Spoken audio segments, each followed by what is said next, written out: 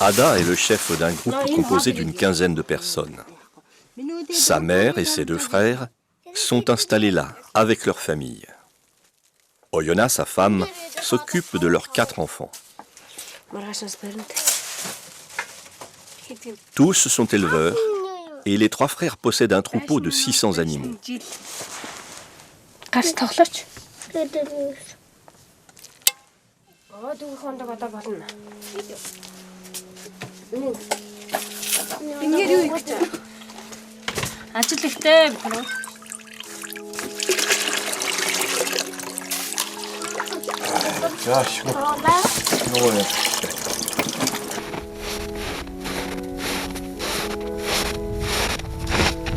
En ce début février, la température moyenne ne dépasse pas moins 20 degrés dans la steppe. La vie des nomades est parfaitement adaptée à ces conditions extrêmes.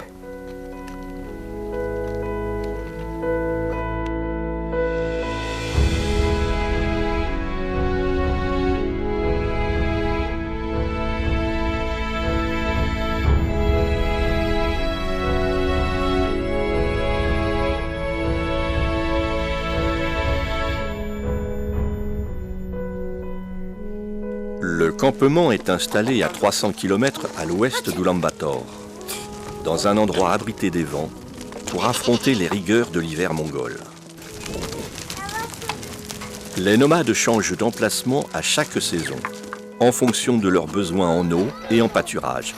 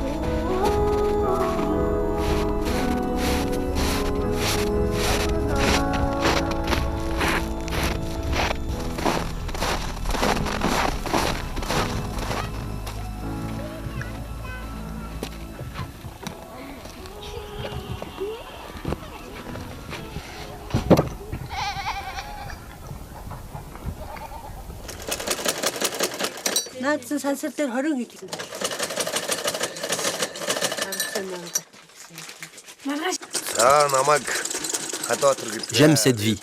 Il y a bien des joies, mais aussi des difficultés. L'été dernier, il n'a pas assez plu. Et aujourd'hui, nos réserves de fourrage sont épuisées. Alors, il faut en acheter.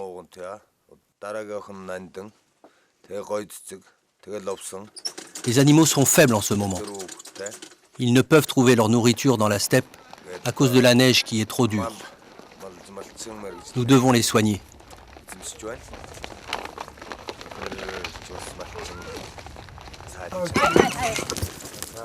J'espère que ça ira mieux d'ici quelques semaines, quand les températures seront plus clémentes.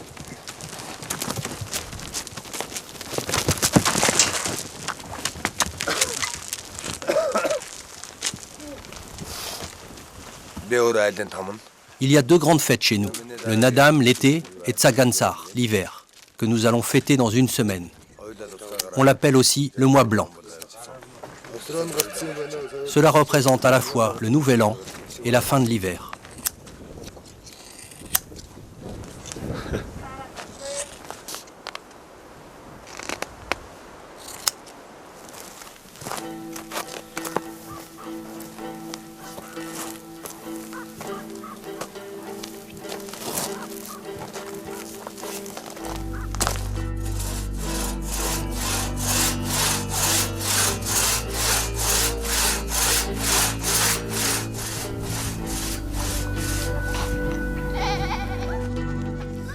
La date de Tsagansar dépend du calendrier lunaire oriental et varie entre fin janvier et début mars, suivant les années.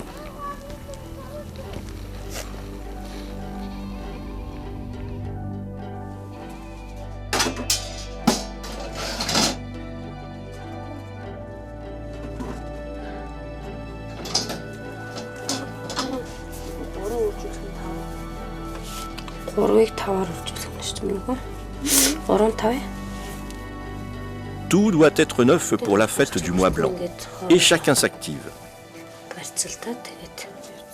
Le soir venu, Oyona, aidée de ses enfants, tresse le crin de cheval pour en faire des cordes neuves.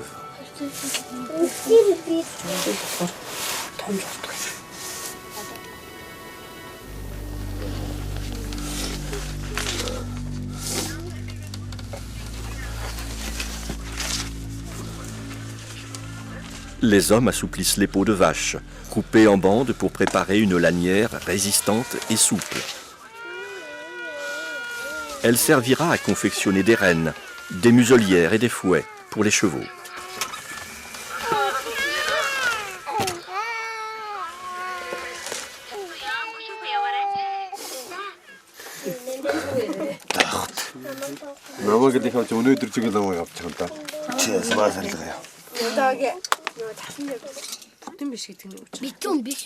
Les raviolis à la viande de mouton sont préparés en abondance.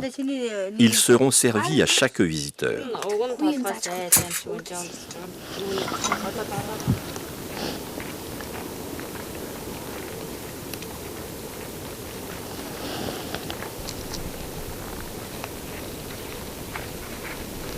Tous les matins, les femmes procèdent aux libations, avec du lait, selon le rituel bouddhiste tibétain.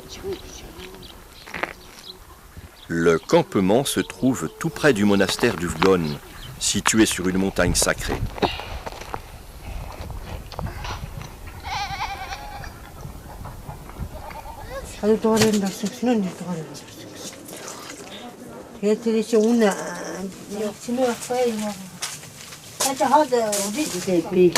Ma famille a toujours été nomade. Dans le temps, sous le communisme, nous étions salariés et nous devions fournir de la viande et du lait à l'État. Aujourd'hui, mes fils sont propriétaires de leurs troupeaux et c'est bien mieux ainsi.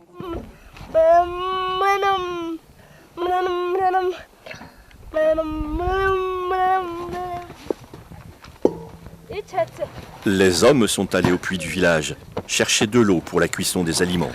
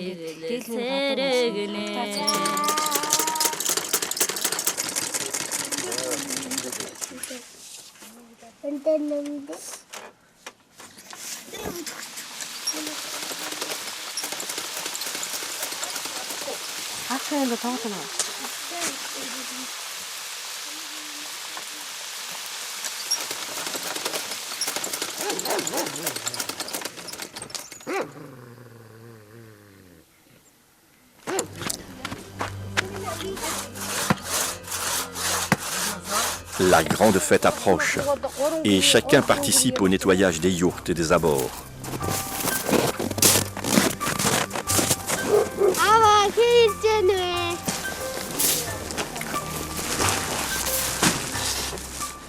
Les trois filles de Ada sont rentrées chez leurs parents pour les vacances. Elles en profitent pour aider leur mère dans les préparatifs. L'école est située dans un gros village, à 20 km. C'est là qu'elles habitent avec leur grand-mère pendant la période scolaire.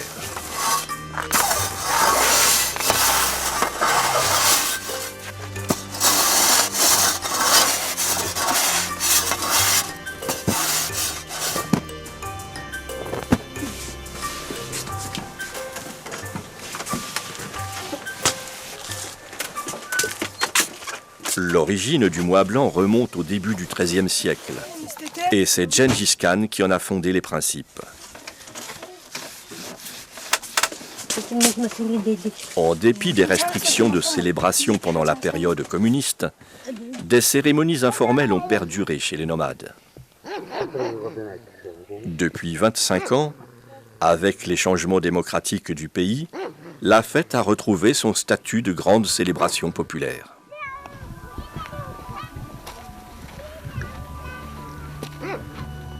Les températures négatives qui sévissent tout l'hiver permettent la congélation de la viande et du lait, les deux éléments essentiels de la nourriture des nomades.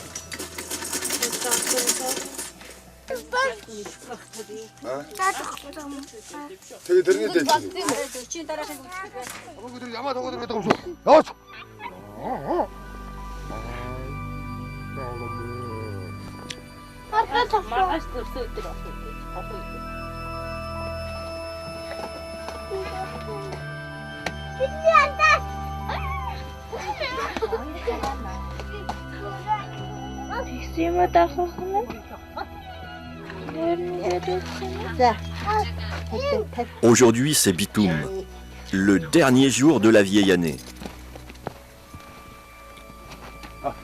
Ce soir, tous les animaux doivent être rassemblés autour du campement.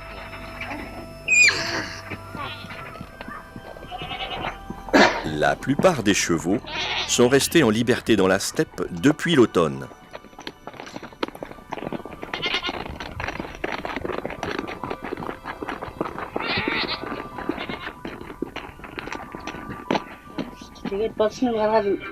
Dans chaque foyer, la croupe de mouton est bouillie à feu vif.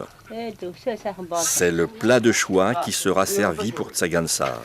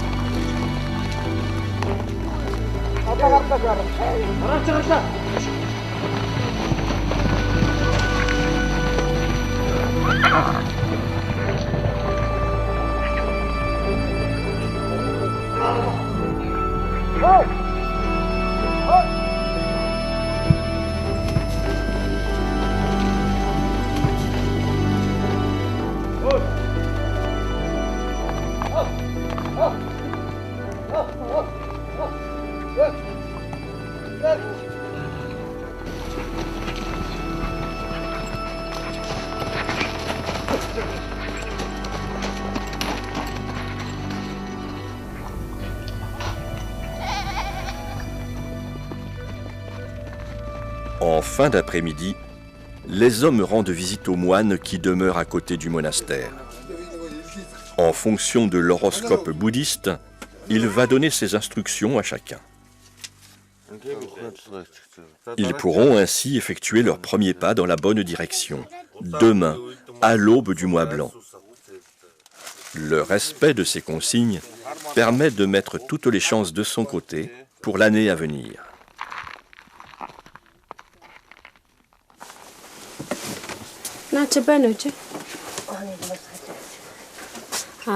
Ça y est, tout est prêt. Je suis bien contente, car nous travaillons sans relâche depuis 2 semaines. Maintenant, il ne reste plus qu'à terminer l'oulbol.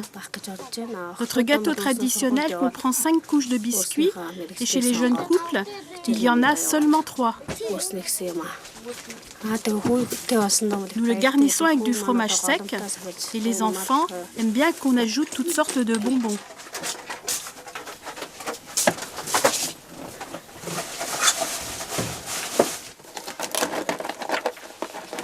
Les différentes nourritures blanches sont disposées sur les tables, selon la tradition séculaire.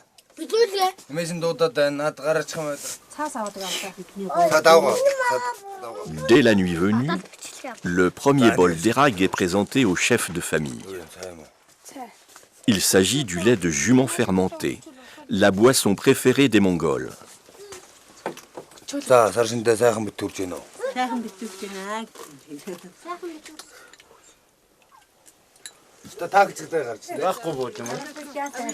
La croyance veut que celui qui se remplit l'estomac le soir de Bitoum ne connaîtra pas la faim au cours des mois à venir.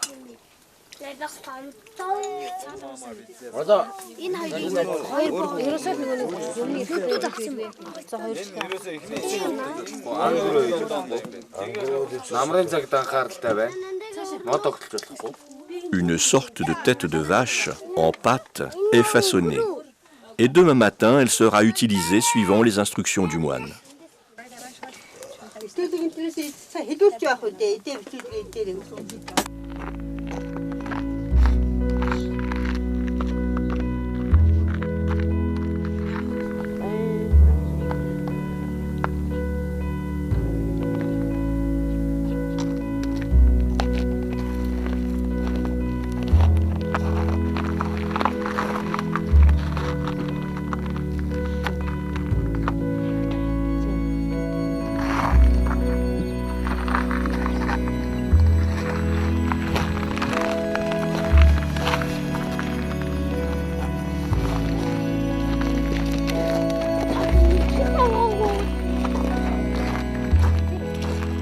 Bat Sagan et Oyonnax se sont levés tôt ce matin pour confectionner le premier thé au lait de l'année.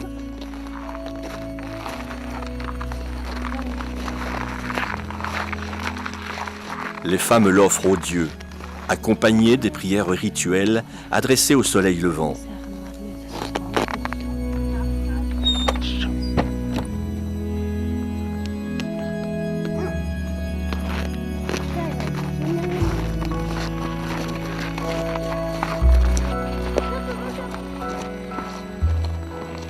Trois boules de neige ont été disposées au-dessus des portes pour protéger les habitations des incendies et des intempéries.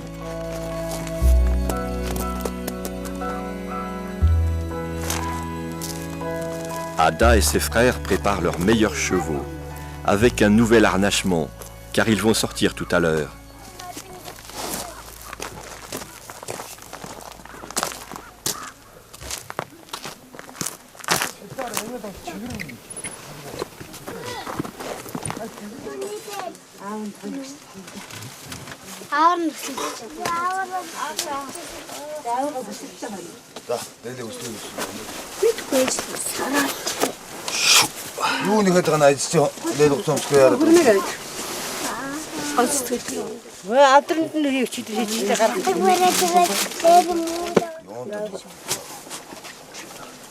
Dès que chacun a revêtu ses habits neufs, la cérémonie des salutations peut commencer.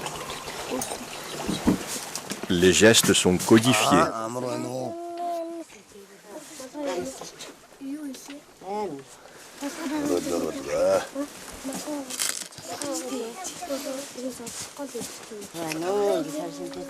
Les adultes saluent Bat Sagan. Ils lui remettent un kadag en soie, symbole de pureté et de spiritualité.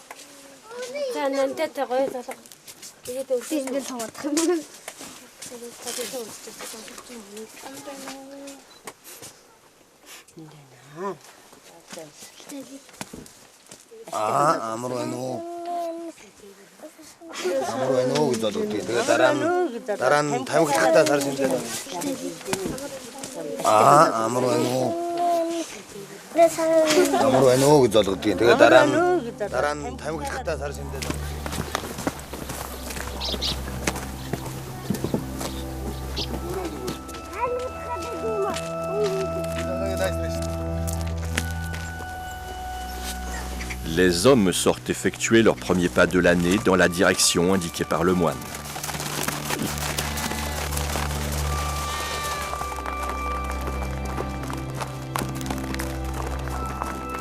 Il a recommandé à Ada et son fils d'aller enfouir la petite tête de vache fabriquée hier soir dans un endroit particulier. Ainsi, son troupeau sera protégé pour l'année à venir.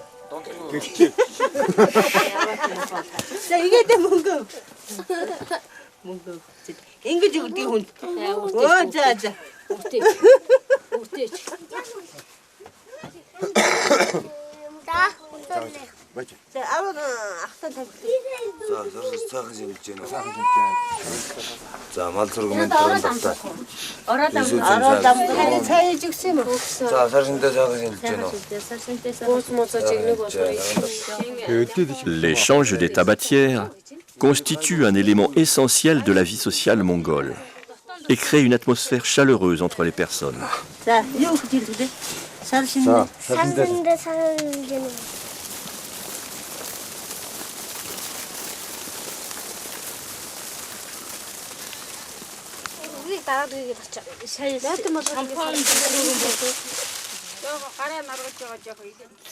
Dans toutes les familles, le cérémonial et la nourriture sont identiques et se répètent à chaque nouvel arrivant.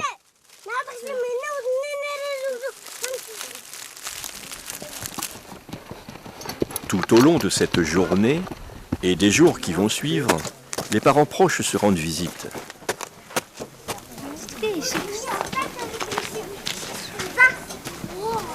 Quelques jeunes couples viennent d'Oulan-Bator en voiture. C'est pour eux l'occasion de montrer leur réussite aux aînés restés dans la steppe.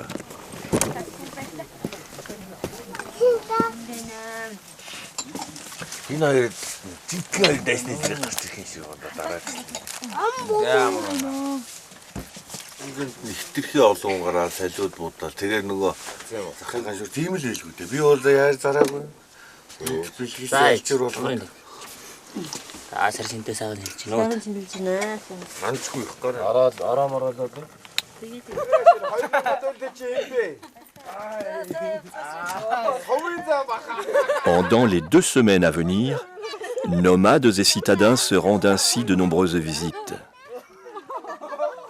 C'est une façon pour les Mongols d'exprimer leur respect aux anciens et de renforcer les liens familiaux et amicaux.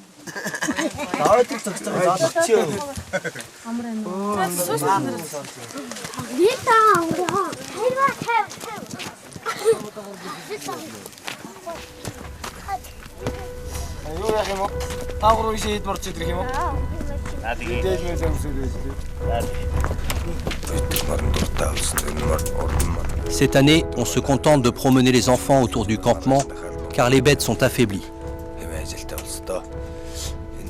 Normalement, une course de chevaux est organisée à l'occasion de Tsagansar, mais ce ne serait pas prudent en ce moment. J'ai déjà gagné plusieurs compétitions avec les chevaux que j'élève. D'ici 2 ou 3 ans, mon fils pourra participer à une course et j'attends ce jour avec impatience.